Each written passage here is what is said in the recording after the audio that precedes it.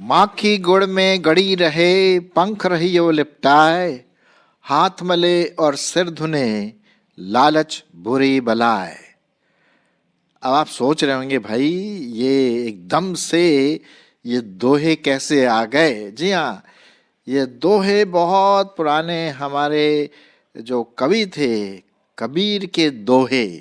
पता नहीं आपने स्टडी किया कि नहीं, लेकिन मैंने अपने प्राइमरी स्टडीज़ में इसे बहुत स्टडी किया और उसने कई प्रकार के दोहे लिखे और हर एक दोहे का बहुत ज़बरदस्त मीनिंग था, है ना। और उन्हीं में से एक ये है, माखी गुड़ में गड़ी रहे, पंख रहियो लिपटाए, हाथ मले और सिर धुने, लालच बुरी बलाए। और सच में ऐसा ही हमारे जीवनों में होता है। अब जैसे कि इसका जो अर्थ इस प्रकार से है कि गुड़ जो होता है वो बड़ा चिपचिपा सा होता है, ठीक है ना। अब जहाँ गुड़ है तो वहाँ तो मक्खियाँ तो भिन भिनाएंगी, आप अच्छी तरह से जानते हैं। और जब मक्खियाँ जाती हैं बैठती हैं उस गुड़ के ऊपर तो वो चिपक जाती वहाँ पर, और वो कोशिश करती हैं अपने पंखों से उड़ने के लिए।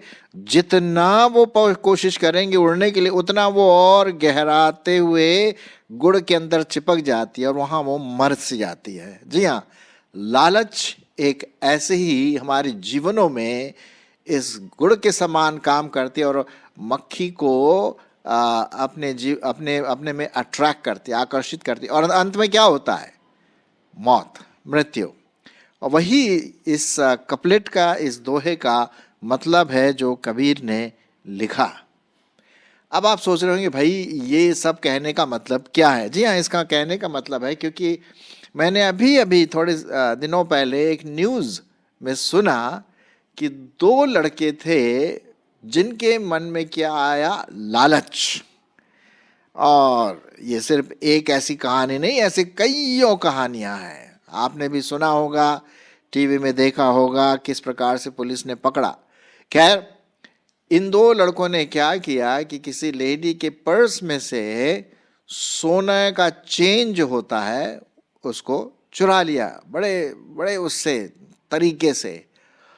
और जैसे ही लोगों ने उसको देखा, उसको पकड़ने के लिए दौड़े, तो उनमें से एक लड़के ने क्या किया? उस सोने को अपने पेट में निगल लिया। जी हाँ, आपने ठीक सुना, उसको अपने पेट में निगल लिया, क्योंकि वो नहीं चाहता था कि कोई उसे पकड़े और पुलिस के हवाले करे। तो जब लोगों ने उसको पकड़ा तो उसने बोला, भाई कहाँ है सोना? मेरे पास तो कोई सोना नहीं है। असलियत में क्या था? सोना उसने निगल लिया था अपने पेट में। और ये जो आप चित्र देख रहे हैं ना, जो स्लाइड आपके सामने है, उसी का एक ये एक्सरे रिपोर्ट है। ये अगर आप देख रहे हैं यहाँ पर, पुलिस भी थोड़ा स्मार्ट है। उसने बोला, ठीक है जी, तुमने चोरी किया? नहीं जी, हमने चोरी नहीं किया। कहाँ है मेरे पास सोना? कहाँ है, दिखाइए। तो फिर उन्होंने कहा, ठीक है चलिए हम आपका एक्सरे लेते हैं।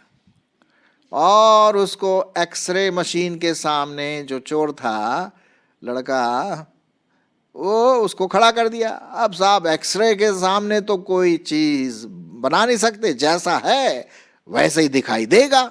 आप सब जानते हैं, हम सब जानते हैं, जब एक्सरे के सामने हमारे अंदर जो चीज़ें हैं, कहाँ है, हड्डी कैसी है, कहाँ क्या है, कैसा, वो सब ले लेता है पिक्चर। अब वहाँ तो वो छिप नहीं सकता।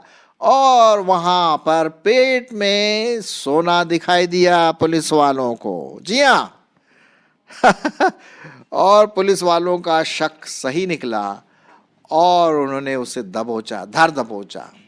और फिर खैर, मैंने तो पूरी उसके बाद स्टडी नहीं किया, लेकिन जरूर उससे उगलवा लिया होगा सोना जो उसके पेट में था।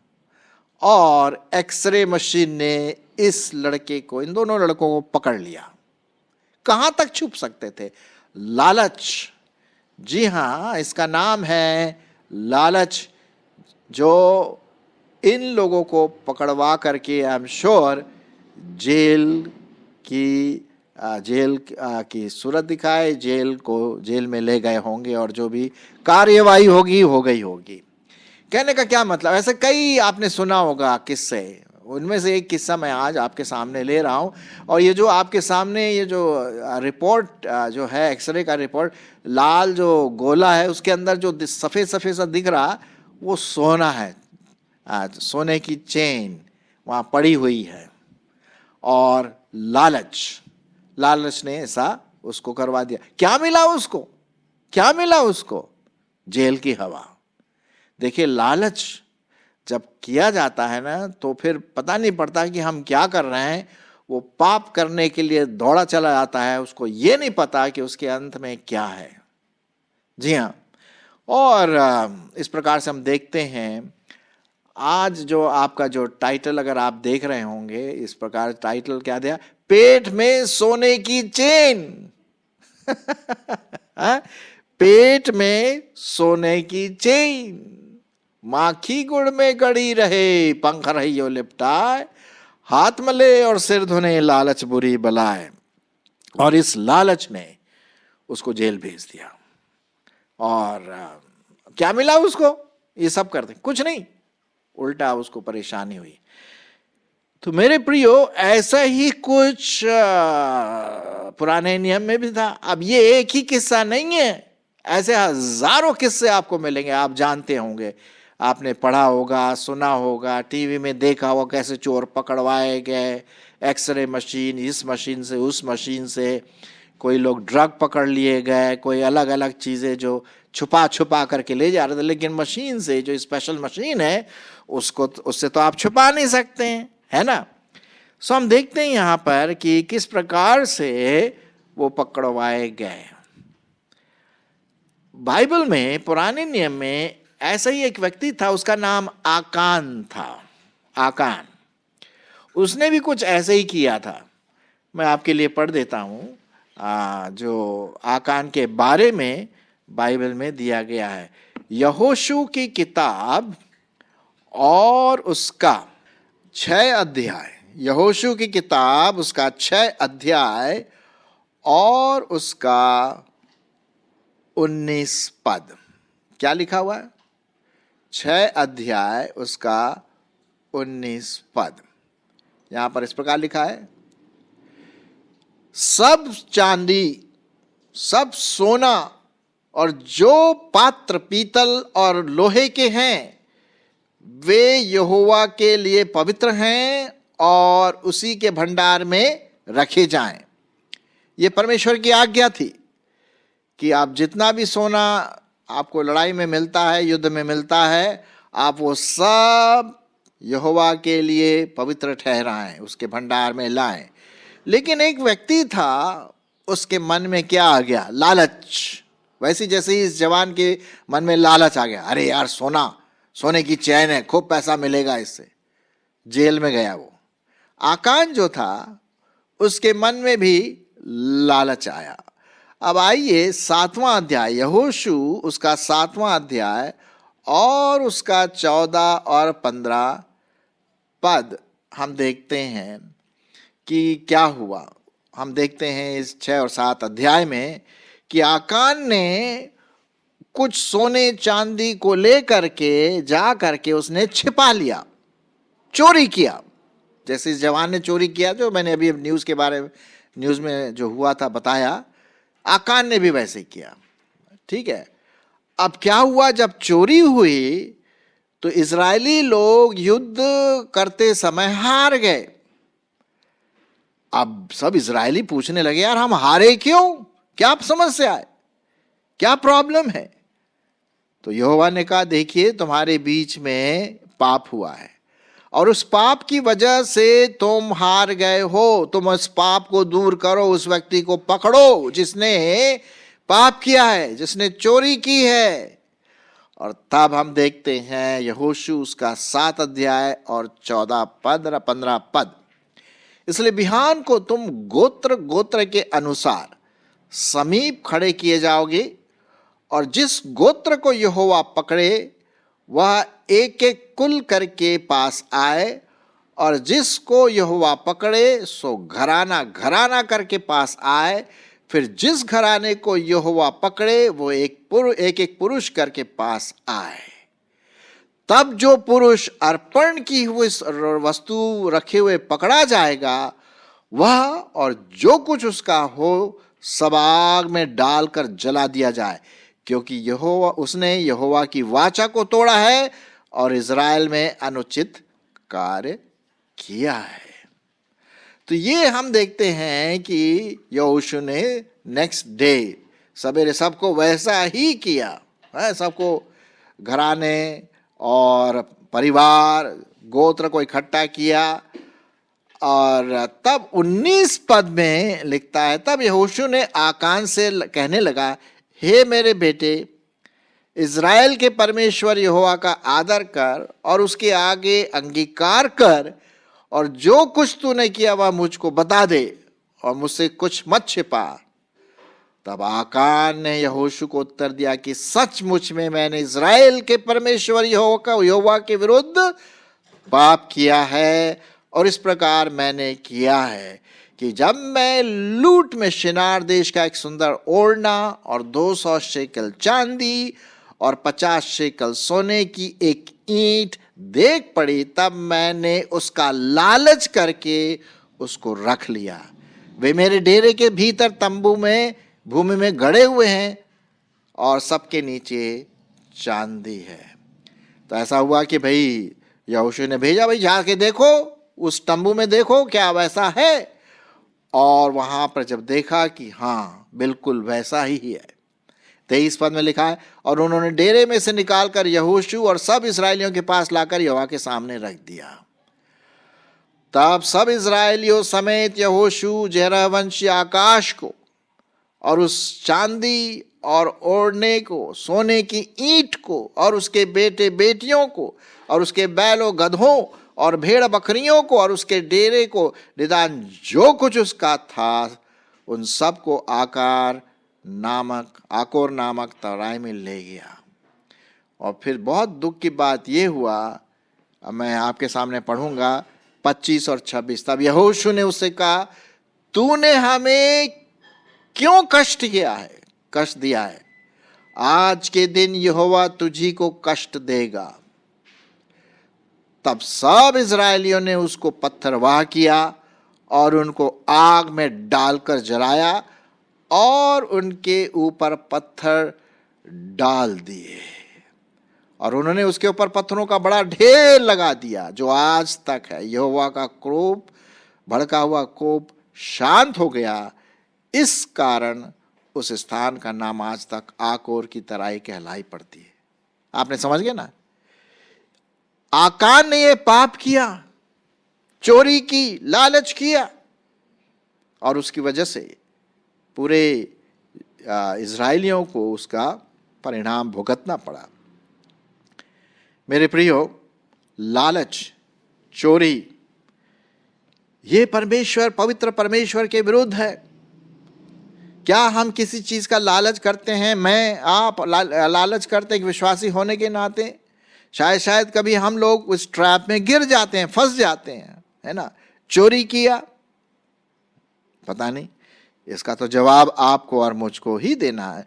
क्या लिखा हुआ है?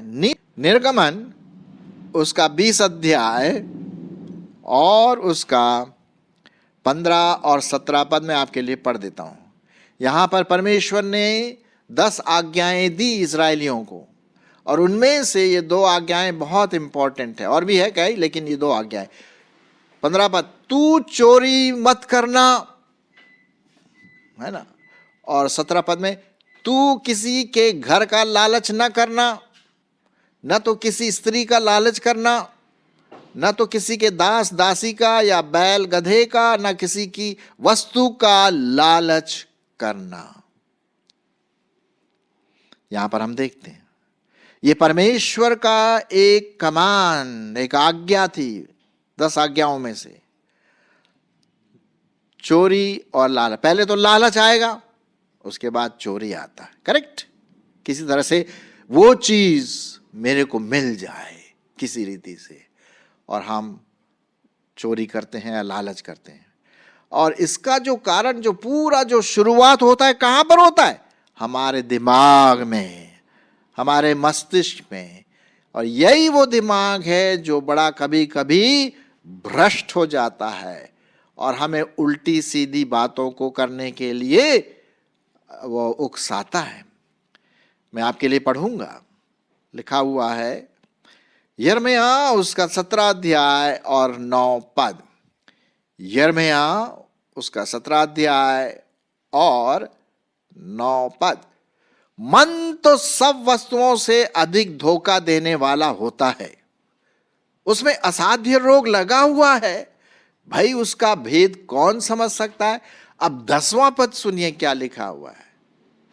उसका भेद सिर्फ एक ही परमेश्वर, जीवते परमेश्वर जान सकता है। एक्सरे मशीन वही है जो हमें नॉर्मल आंखों से नहीं दिखता, वो परमेश्वर की आंखों से बच नहीं सकता। वो अंदर तक भेदता है, हमारे मन की इच्छाओं को जानता। हम तो नहीं जानते दूसरा व्यक्ति क्या सोच रहा है ना। परमेश्वर तो मन को खोजता है। चलिए यिर्मयाह 17:10 में क्या लिखा, मैं यहोवा मन को खोजता और हृदय को जांचता, ताकि प्रत्येक जन को उसकी चाल चलन के अनुसार अर्थात उसके कामों का फल दूं। बहुत अच्छा लिखा हुआ है। परमेश्वर एक तरह से अगर हम कहें मैं कहना तो नहीं चाहता, लेकिन वो एक प्रकार का आत्मिक एक्सरे मशीन है जो हमारे दिल के अंदर को भी छान लेता। भैया इसका दिल कैसा है, कहाँ है, क्या कर रहा है, क्या कर रही, क्या सोच रहा है। हाँ, इसी से संबंधित एक बहुत अच्छा पद मैं आपके सामने पढ़ना मांगता हूं। पाया जाता पहला सामुएल उसका 16वां अध्याय, पहला सामुएल उसका 16 अध्याय और उसका 7 पद। क्या लिखा हुआ है, यहोवा ने शामुएल से कहा, ना तो उसके रूप पर दृष्टि कर और ना उसके डील की ऊंचाई पर, क्योंकि मैंने उसे अयोग्य जाना। क्यों? क्योंकि यहोवा का देखना मनुष्य का सा नहीं है। मनुष्य तो बाहर का रूप देखता है, परंतु यहोवा की दृष्टि मन में लगी रहती है। आमीन। यहोवा मेरे को थ्रू एंड थ्रू अंदर जांचता है, मैं क्या सोच रहा हूं, मैं क्या सोच रहा हूं। अब देखिए वो जो उसने जो न्यूज मैंने बताया आपको, जवान जिसने सोने की चेन अपने पेट में निगल ली। क्यों? वो सोचा कि ऐसा करने से किसी को पता नहीं पड़ेगा। हाँ भाई बिल्कुल, भाई कहाँ तूने चेन चुराई, कहाँ है? देखिए साहब कुछ भी नहीं, कहाँ है मेरे पास, देख लो, चेक कर लो पॉकेट। अब उन्हें क्या पता वो पेट के अंदर निगल के बैठा हुआ है। लेकिन साहब एक्सरे मशीन से जब दिखाया उसको, तो भैया ये देखो, ये तो तुम्हारे पेट के अंदर पड़ी हुई है। परमेश्वर हमारे दिल को जांचता है, हमारे मन को देखता है, हम कहाँ हैं। लालच ना करें, चोरी ना करें। मुझे याद है जब मैं अपने थोड़ा 17-18 साल का था और स्टडी कर रहा था, तो मैंने कुछ पैसे चुराए थे घर से अभी तो मैं बोल रहा हूं आपके सामने है, बहुत साल पहले की बात है। मैंने चुराया था 100 रुपए, मुझे याद है। झूठ भी बोला जब पूछा गया, भाई ये 100 रुपए कहाँ गए, हमने तो नहीं चुराया। बाद में प्रभु की आत्मा ने, एक्सरे मशीन ने बोला, जा तूने चुराया है, तू जा करके उनके सामने माफी मांग। भैया क्या ना करता, डूबते को तिनके का सहारा। आत्मिक रीति से परमेश्वर ने मुझे झंझोड़ा और तब मैं गया और मैंने उनसे माफी मांगी। मैंने बोला, कुछ 4-5 महीने के बाद मैंने माना अपने पापों को और कहा मैंने वो 100 रुपए चुराए थे। मेरे प्रियो, लालच जो है हमारे मन की उपज है। यदि हम परमेश्वर का भय नहीं मानते तो लालच आएगा। यदि हम परमेश्वर का भय मांगते हैं तो हम कोई गलत काम नहीं करें, क्योंकि भाई परमेश्वर देख रहा है, लोग नहीं देख रहे हैं, लेकिन परमेश्वर तो मेरे दिल को जानता है ना, मेरे अंदर की बातों को तो जानता है, वो तो देख रहा है ना। हाँ, इसलिए बहुत जरूरी है कि हम परमेश्वर को वो स्थान दें, उसका भय माने। यदि हम परमेश्वर का भय मानेंगे तो हम उल्टे सीधे काम नहीं करेंगे, लालच नहीं करें। कभी कभी मेरे मन में भी लालच आ जाता कभी कभी, तब पर पवित्र आत्मा बोलता है एक्सरे मशीन आत्मिक रूप से, गलत, बिल्कुल गलत, बिल्कुल गलत। पवित्र आत्मा हमारे जीवनों में कार्य करता है, वो हमारे अंदर की बातों को देखता है। परमेश्वर की दृष्टि हमारे मन पर रहती, बाहर की चीजों नहीं। बाहर की चीज तो लोग देखते हैं, लेकिन अंदर में क्या सोच रही हूं, क्या सोच रहा हूं, पवित्र बातें हैं, लालच की बातें हैं, चोरी की बातें हैं, उल्टी से, परमेश्वर जानता है। आइए प्रियो, हम बुद्धिमान बने, स्वर्गीय रूप से बुद्धिमान बने, और परमेश्वर का भय अपने जीवन में ले, तो परमेश्वर फिर हमें इन गलत कामों से बचाएगा। सो भैया लालच छोड़ो, सो माँ की गुड़ में गड़ी रहे, पंख रही हो लिपटाए, हाथ मले और सिर धोने, लालच बुरी बलाए। तो भैया इनसे भागो, तब परमेश्वर हमें और हमारे कार्यों में आशीष देगा।